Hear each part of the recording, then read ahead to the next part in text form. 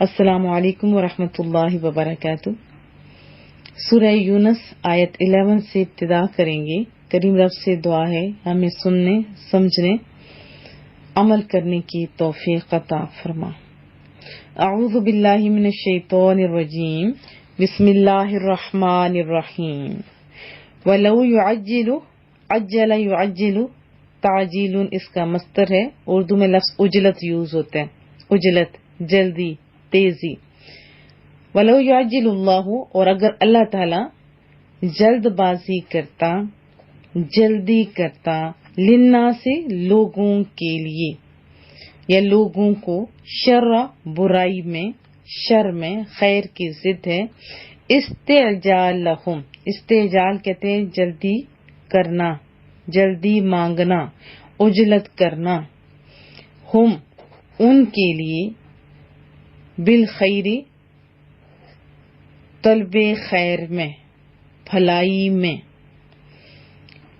اور اگر اللہ تعالی لوگوں کو شر پہنچانے میں جلدی کرتا یا جلد بازی کرتا، جیسے وہ بھلائی کے لیے جلد بازی کرتے ہیں، جیسے ہوتا ہے نا، ہم لوگ کہتے ہیں دعا مانگے بس پوری ہو جائے، یہ ہوتے ہیں بھلائی کے لیے۔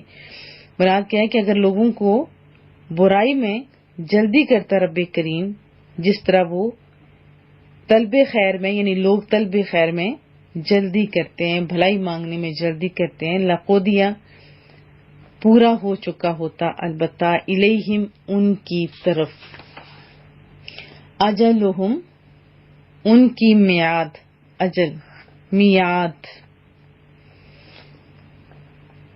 لقضی الیہم اجلہم، تو ان کی عمر یعنی میعاد پوری ہو چکی ہوتی، یا آپ کہہ سکتے ہیں تو ان کی میعاد پوری کر دی گئی ہوتی۔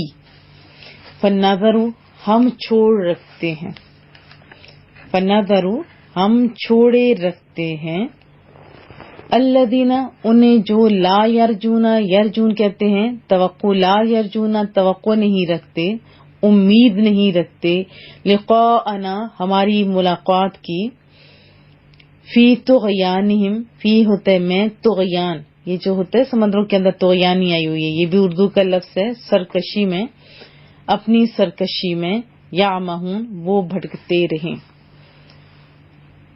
فَنَظَرُ الَّذِينَ لَا يَرْجُونَ لِقَاءَنَا، لیکن ایسا نہیں ہوتا، بلکہ ہم انہیں جو ملاقات کی، ہماری ملاقات کی توقع نہیں رکھتے، ہم چھوڑے رکھتے ہیں، جیسے ہوتا ہے نا ڈھیل دیتے رہتے ہیں، فی طغیانہم یعمہون، تاکہ وہ اپنی سرکشی میں بھٹکتے رہیں، بہکتے رہیں۔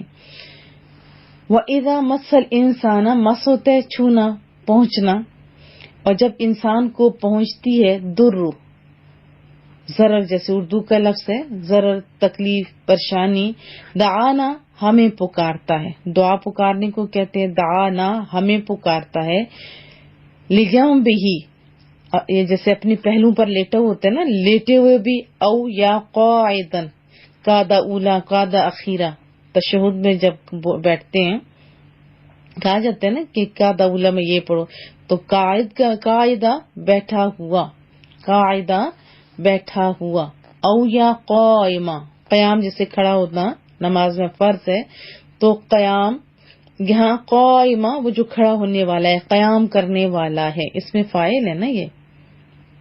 وَإِذَا مَسَّ الْإِنسَانَ الضُّرُّ دَعَانَا لِجَنبِهِ أَوْ قَاعِدًا أَوْ قَائِمًا، اور جب انسان کو کوئی تکلیف پہنچتی ہے تو اس وقت ہمیں لیٹا ہوا یا بیٹھا ہوا یا کھڑا ہوا ہو پکارتا ہے۔ فلما، پھر جب کشفنا، ہم دور کر دیتے ہیں، کشف جیسے کہتے ہیں صاحب کشف ہے، ہم دور کر دیتے ہیں، کشف کو معنی کھولنا، دور کرنا ہوتا ہے، کشفنا، ہم دور کر دیتے ہیں، عنہ، اس سے، یعنی جو ہو کی ضمیر راجع ہو رہی ہے اس بندے کی طرف جو مصیبت میں مبتلا ہوتا ہے اور اللہ کو پکار رہا ہوتا ہے، تو اللہ فرماتا ہے کہ جب ہم دور کر دیتے ہیں اس سے رہو، اس کی تکلیف، اس کا ضرر، اس کی جو پریشانی ہے، مرہ چل دیتا ہے، مرہ گزر جاتا ہے، چل دیتا ہے، کَأَلَّمْ يَدْعُونَا، گویا اس نے ہمیں پکارا ہی نہیں، جیسے اس نے ہمیں ندا دی ہی نہیں، پکارا ہی نہیں ہمیں. الا میں در مسا، در ضرر، مسا ہو جو اس سے پہنچی. اب انسانی رویے کی بات ہو رہی ہے. رب فرماتا ہے جب پریشان ہوتا ہے، تکلیف ہوتی ہے تو تب کھڑا بیٹھا لیٹا ہر صورت پکار رہا ہوتا ہے.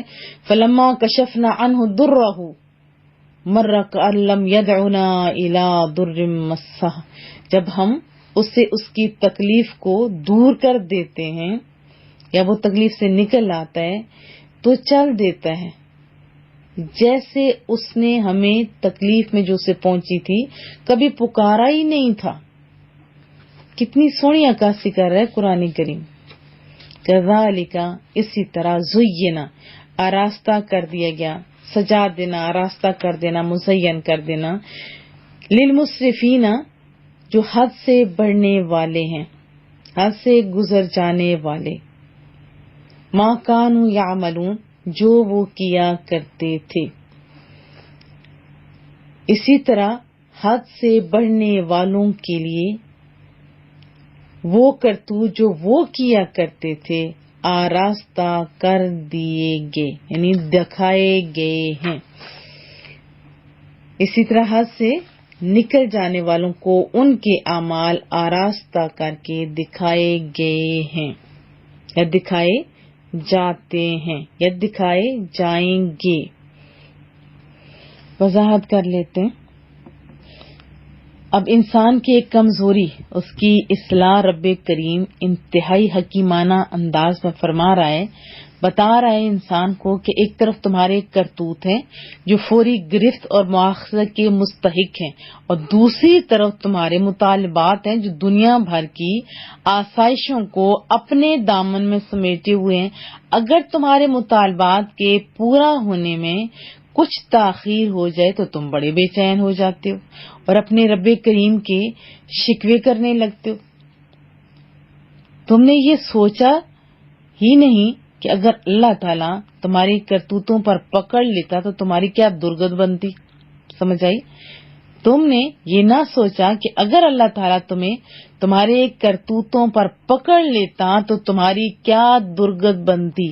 کیا پتا چلا کہ تمہارے پروردگار کا سلوک تمہارے ساتھ منتقمانہ نہیں، انتقام لینے والا نہیں، بلکہ رحیمانہ ہے، بلکہ کریمانہ ہے. اس لیے اگر تمہارے مطالبات اور تمہاری خواہشات کی تکمیل میں دیر ہو گئی ہے تو یقین کرو اس میں بھی تمہاری خیر خواہی مطلوب ہے. اس لیے گھبرانے اور مایوس ہونے کی کوئی وجہ نہیں. ہمت اور حوصلے سے کام لیتے ہوئے مردانہ وار آگے بڑھتے چلو. اس کی نگاہ چارہ سازی ضرور فرمائے گی اور کامیابی تمہارے قدم چومے گی اور گوہرے مقصود تمہارے دامن طلب کی زینت بنے گا.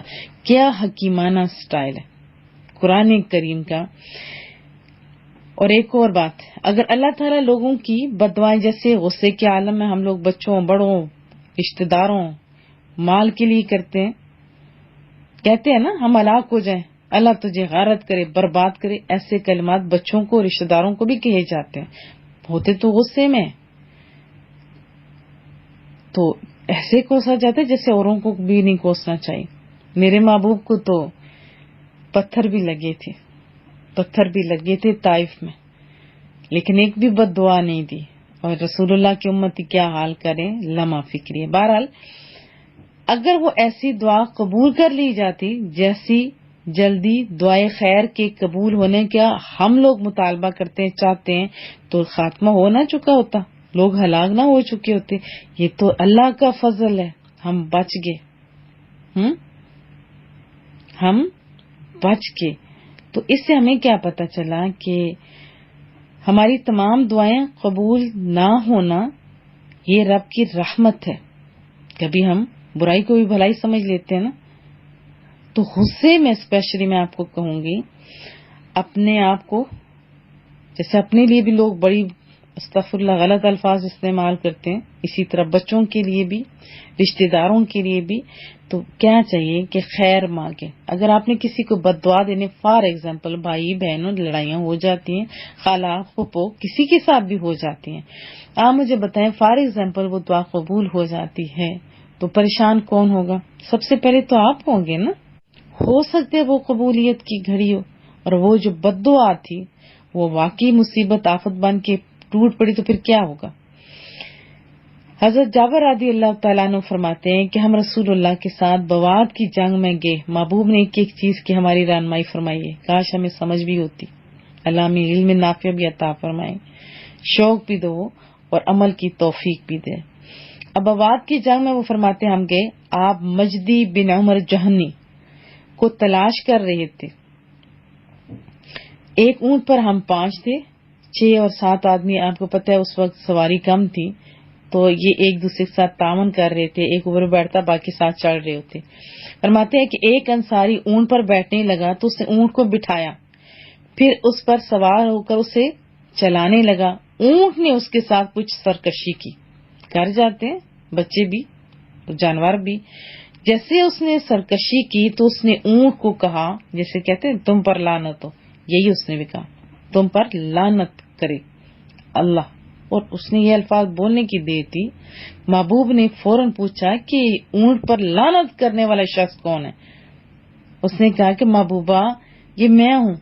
فرمایا اونٹ سے اتر جاؤ، ہمارے ساتھ ملعون جانور کو نہ رکھو.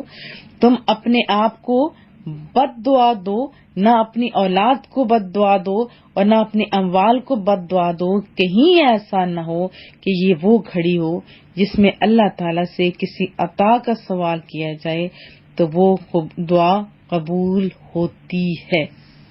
یعنی قبولیت کی گھڑی ہے. کتنا سونا ہمیں سمجھایا گیا.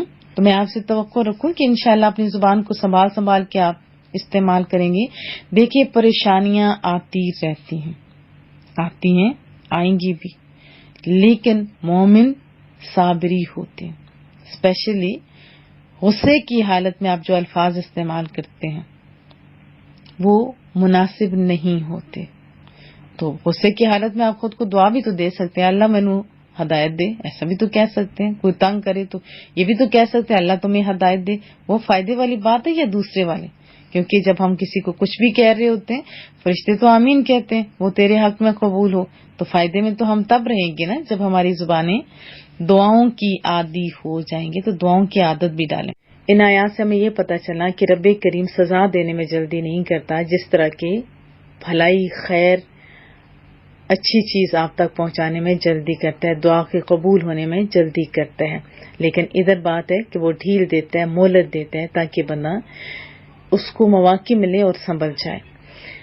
اور ایک اور چیز کی طرف بھی اشارہ ہے جو کہ انسان کی بہت بڑی کمزوری ہے. جب بندے کے اوپر کوئی تکلیف آتی ہے اور مصیبتوں کے گہرے سائے چھانے لگتے ہیں تو کیا ہوتا ہے؟ یہی ہوتا ہے نا کہ بندہ سراپا نیاز بن کر گڑگڑانے لگتا ہے، اٹھتے بیٹھتے چلتے پھرتے ہر حالت میں التجائیں کرتا ہے، دعائیں مانگتا ہے، پختہ وعدے کرتا ہے کہ رب کریم میری یہ مشکل آسان فرما دے، مجھے اس ہلاکت اور بربادی کے چکر سے بچا لے، میں عمر بھر تیرا شکر گزار بندہ بنا رہوں گا، کبھی تیری نافرمانی کا خیال تک دل میں نہیں لاؤں گا. لیکن ادھر مصیبت کا بادل گیا، آرام اور راحت کی روشنی زندگی کے افق پر طلوع ہوئی. ادھر حضرت انسان نے سب وعدے فراموش کر دیے ہوتے ہیں اور نافرمانی اور سرکشی کو اپنا شعار بنا لیتا ہے. لیکن یاد رکھیے یہ طریقہ ہر انسان کا نہیں بلکہ فقط انہی لوگوں کا ہے جو اسراف اور بے اعتدالی کے عادی ہوں. ان کی بگڑی ہوئی فطرت اور مسخ شدہ ذہنیت ان گناہوں میں بڑا حسن اور جاذبیت محسوس کرتی ہے جس کرتوت کے باعث وہ مصیبتوں میں یا گرداب ہلاکت میں پھنسا تھا، جس گناہ نے اس کی زندگی کے امن اور سکون کو تہبالا کر کے چھوڑا تھا، اب پھر وہ ادھر کھنچا چلا جاتا ہے. ایسے ہی جیسے کہ کوئی نشئی انسان جب نشے کی عادت ہو جاتی ہے کچھ علاج کروائے اور اس سے باہر آ جائے، لیکن پھر جیسے وہ شراب کی بوتل یا وہ نشہ دیکھتا ہے اور دوڑتا چلا جاتا ہے. اللہ پاک گناہوں سے بچائے. یاد رکھیں جن کو نیکیوں کا بھی چسکا پڑ جاتا ہے نا پھر وہ بھی گناہوں کی طرف نہیں جاتے بلکہ انہیں تو بس مزہ ہی اس میں آنے لگتا ہے. بہرحال ان آیات کو ذہن میں رکھیے اور سوچیے کہ ہم کس گروہ کے پیچھے ہیں، ہمارے اندر کس گروہ کی علامات پائی جا رہی ہیں کہ ہم بھی مصیبت میں نمازی، پرہیزگار، ذاکر، شاکر، مصیبت دور ہونے کے بعد بے نمازی اور جری، بے باک اور غافل ہوتے ہیں۔ سوچیے، یا خوشی اور غمی دونوں حالتوں میں ہم تقوی کو اختیار کرتے ہیں اور ذکر خدا میں مشغول رہتے ہیں۔ اگر ایسی بات ہے تو پھر تو ہم خوش نصیب ہیں، اگر نہیں تو لمحہ فکریہ ضرور ہے۔ یہ بات تو کفار اور مشرکین کی ہے، لیکن ہمیں سمجھایا جا رہا ہے کہ سنبھل جاؤ۔